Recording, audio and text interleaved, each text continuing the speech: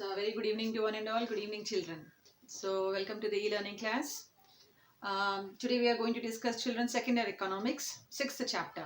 Secondary economics, 6th chapter, economic reforms.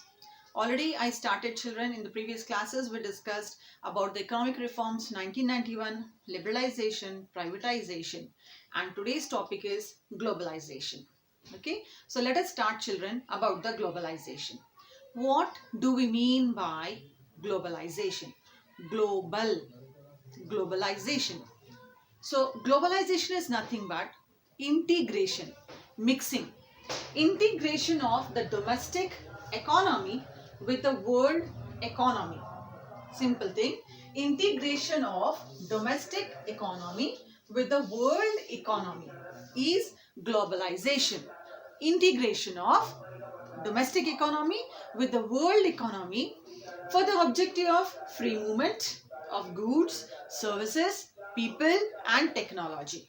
I'll repeat it again. For the purpose of free movement of goods, services, people and the technology. Children, so I hope the definition is clear to you. Integration of domestic economy with the world economy. It is nothing but children. After the independence, children, it was found that Britishers, or we can also say that the Europeans, they entered into the India as a traders, as a businessman. Okay, and later slowly they occupied the country. They started ruling it. So they ruled nearly about children 200 years, and it was very hard to make them to leave the country by the various movements. So after the independence, it was felt that there is no need to invite these foreigners or to have maintain a trade relations with other countries of the world. So that many restrictions were laid by the government in that fear that again a type of colonialism will start. So what they did, children, they restricted the free movement of trade between or among the countries. 1991, when India faced a major economic crisis, that time in one of the economic reform, this reform was taken that the country economy is opened, is made it integrated with the world economy. India is going to enter in the world market, and world market is going to enter into the India market. Completely a fusion of world economy. That is the globalization. Globalization. So we can also say that opening up of all economy to the international trade. So what are the features of globalization? Let us discuss now the features of globalization. Now we are going to discuss about the features of globalization. Features. There are 4 features are there, children, for the globalization. That is the reduction of trade barriers, promotion of FDI, foreign direct investment, to encourage efficiency, diffusion of technology. So let us discuss one by one. So our first topic is reduction of trade barriers. Barriers means obstacles. Whatever the problems were there because of those restrictions, globalization removed all those problems, all those obstacles, all those barriers. So reduction of trade barriers. So trade barriers means trade restrictions. They restrict the flow of goods and services. Because of all those restrictions, goods and services were. So now children, the globalization reduced these restrictions. Globalization reduced all those restrictions that was created by all the trade barriers. So this globalization, children, what it did, it created an environment for smooth exchange of goods and services. Before that, it was very trouble for the traders to have a trade at the international level. But because of globalization, as it opened the door of the Indian economy, Indian market to the world market, so now it is very easy to exchange all the goods and services. Then it provided opportunities to Indian industries to expand their market. Before that, Indian industries were limited only to the local market. Now because of the globalization, we find that now we entered at the world market also. Not only this, with the globalization, now consumers are able to get wide varieties of products. Before that, only limited varieties of products we used to get, children. That is home domestic made products. But now we are able to get even international products also very easily. That is only third, offered wide variety of goods. So this is, children, number one, first feature of globalization. So after the first feature, now we are having the second feature, that is promotion of FDI. FDI, foreign direct investment. Already we discussed about foreign direct investment. So now globalization, many Indian industries were opened because of globalization. Indian industries were open now, were opened for FDI, for foreign direct investment. Okay, Indian industries are open for foreign direct investment. Now, India became a favorable destination for foreign investors. India became a favorite destination for foreign investors because of low cost of production. Because of low cost of production, many investors from foreign countries of the world, they like much to come and to invest in the country. Beside this one, availability of cheap labor is also one of the reasons that many countries, many foreigners, many abroad people, they are interested to come and to invest in the Indian industries. So this is nothing but, children, this is a promotion for the foreign direct investment, and by this way we can solve the problem of capital formation in our country. This is globalization. Then after the globalization, what do we have? We are having to encourage the efficiency. So this globalization, it encourage domestic industries to become more competitive. Globalization encourage domestic industries to become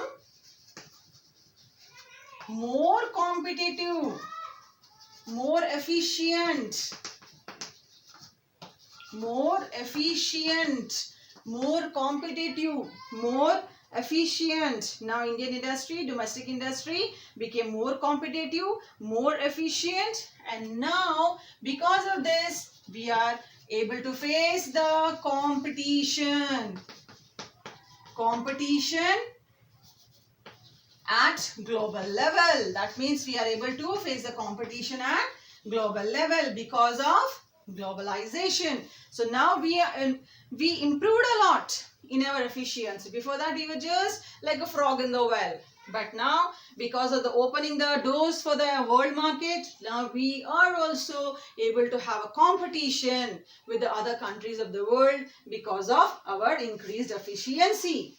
Next, the last feature of globalization, diffusion of technology. The last feature is diffusion of technology. So in this one, globalization provided an opportunity to Indian to have access to global technology.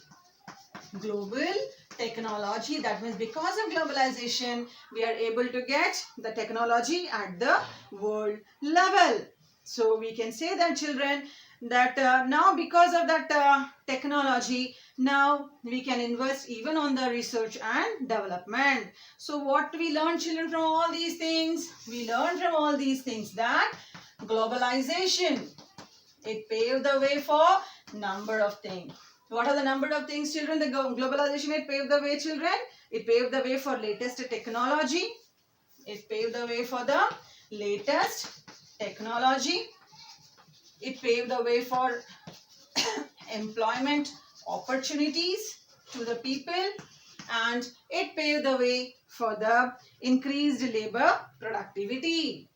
Increased labor productivity. So these are, children, all called as the features of globalization. I hope it is clear. So overall 4 features are there, children.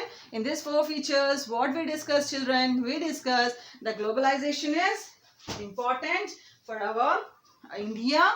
Because of globalization, today we are at some developing path. Okay. So after learning this liberalization, privatization and globalization. Now, our topic, children, is because all these three are economic reforms. So now our topic is, children, we have to find it out whether in any way these economic reforms that was introduced in the year 1991, whether any failures are there or not. So we'll discuss now about the failures of economic reforms. Children, we are going to discuss about the failures of economic reforms. Liberalization, privatization, globalization, do they have any what you call negative effect on the economic, on the Indian economy? So first one, agriculture sector was neglected. Children, globalization, it gave importance to the secondary sector and the tertiary sector. So what happened? Most of the investment to improve the condition of the country, to improve the economy of the country, even the public investment, that means government invested on secondary and tertiary sector. Agriculture sector was completely ignored.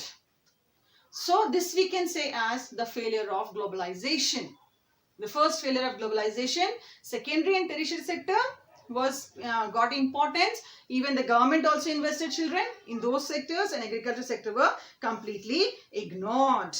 Next one, the subsidies on the fertilizers were removed. When the subsidies on the fertilizers were removed, it led to the increase in the prices of cost of fertilizers. Now the farmers, they have to pay the extra charges for the fertilizers. That means it is a burden to the farmers when the subsidies on fertilizers removed. Local industries affected, as already I told you. International industries, they entered in our India in the name of multinational corporations. Local industries, domestic industries, those who have produced, children, the goods for us since a long time, they got affected because of lack of any demand. Led to the erosion of culture. You too accept this one. Because of globalization, children, our Indian culture is somewhat eroded. We people, we are missing our culture. Our youngsters, the people, those who are engaged in this, those who are got affected by this economic reforms, we found that Indian culture somewhat we missed. We are missing that one. It is eroded. It's moving away. We are adopting, accepting the Western cultures. Okay, in all the cases. So we can say that all the effect of economic reforms. Not this globalization, the foreigners they entered. Not all these things we lost. So we can say that, in another word, that this globalization, it led to the economic colonialism. That means other countries, they occupied our country. Our country in the name of, again, business. Children, those days Britishers, Europeans, they occupied the country as traders. Today, on the name of globalization, again, these foreigners, they entered in our country and they are smashing our economy. Okay, so this economic reforms both are having positive and the negative effect. So with this we completed this economic reforms, LPG, liberalization, privatization and globalization. Hope it is clear to all of you. Read the lesson, follow the material. Thank you. Thank you one and all. Thank you, children.